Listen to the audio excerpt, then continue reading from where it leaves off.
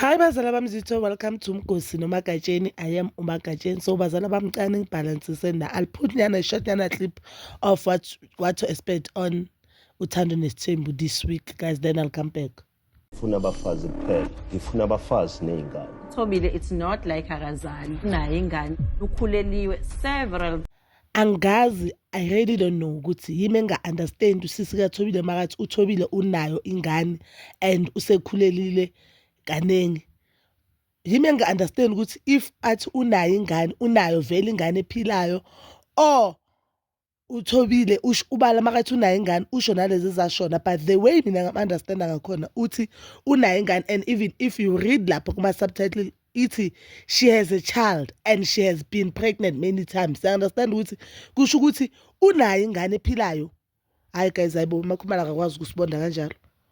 Yabona Uthando Nesithembu will be the end of us, and Uthando Nesithembu luzosifundisa ukuthi uyaphuma endabeni zamanye abantu, uyaphuma nje 8 endabeni zamanye abantu. Ngoba if really uThobile unayo ingane, uThobile angafihla ingane yakhe for 9 years. Abawondla ingane kaMusa aphusha isitoko sokuthi akanazo ingane, anayo ingane yakhe. I don't care whether ingane wayithola before Musa, futhi angisafuni nokubala ukuthi uyithona how many years, because banengi abantu empilweni abathola ingane abanabo 14, abanabo 13, abanabo 15, abanabo 16, but they're successful today. So amaphutho ayenza usakhula usabanjwa istage, they won't determine your future as long as you work hard. You understand? And when we look at that thing on a positive side, I think it will be something ezokhuthaza abantwana abancane abanengane ukuthi you can still do it, you can still get married and be your man's favorite wife. You understand? But ke uThobile angaba nengane afihla ingane yakhe for 9 years.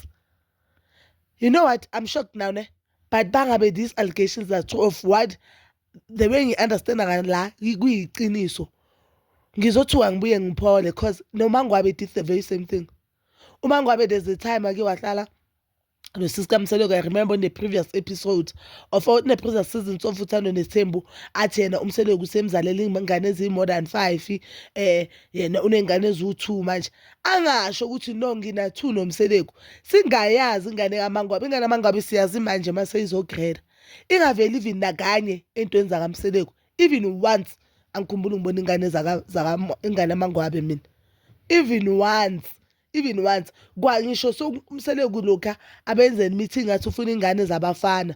uMangwabe wahluleka ayinesi ukumtshela ukuthi sizithathe phi ingane zabafana ngoba hleli that means ingane zabafana wena uzitholi. Mina as a woman ngiproducer uY, when uproducer uX, so mina wena that means uX ke mfana wena kusho ukuthi wakho unlimited, because futhi mangabe ngoba bakhona abantu who they believe ukuthi ingane yomfana uyithola emfazini. Mina namtshela kahle ukuthi I have mina ingane yomfana, but we all know ukuthi ingane yomfana iphuma emuntwini wesilisa. Umuntu wesifazane unengane entombazana qha, umfana umuntu wesilisa. If a producer azoproduce ingane entombazane wena uzohlanganisa nale ntombazana nayo machromosome wakho kube intombazane uYY, but if azokunika uX uba uXY then khani kuzoba umfana. You understand?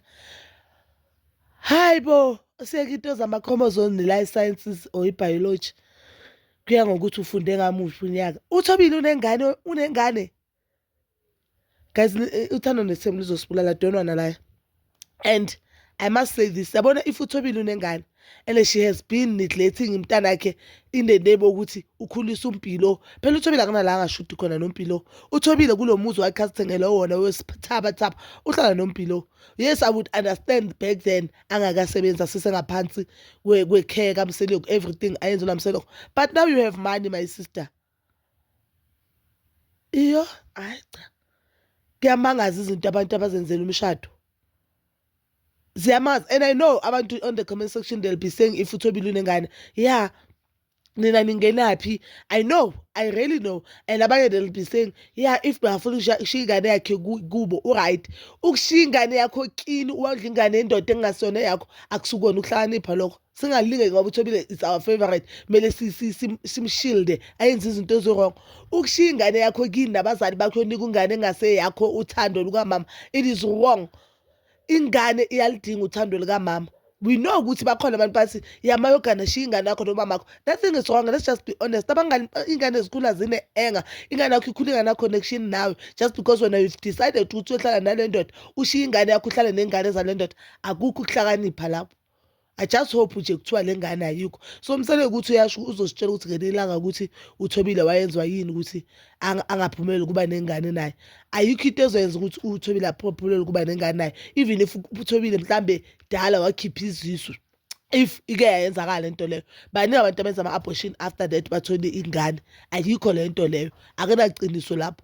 If bakunenkinga bongamelanga azitholakala lezo ngane, uThobile yazithola ingane, just that waba nalayo nkinga lezo lalo bathi ama-ectopic pregnancies. So vele leyo yayimenzakala nomuntu ongakaze wazala aqala ukuzala, indalo. So lisele kumakaye kuyenza ablame uThobile for ukuthi yena noThobile azange babe nengane, or mhlambe intando kaJehova. Kanti umsebenzi njengoba bekamfundisi bekafunda liphi iBhayibheli naye asikhathaze emphefumulweni. But bazalwane bami, please do comment down below, and please don't forget to like, subscribe, share and hit that notification button. Nginithanda ukuya nobuya.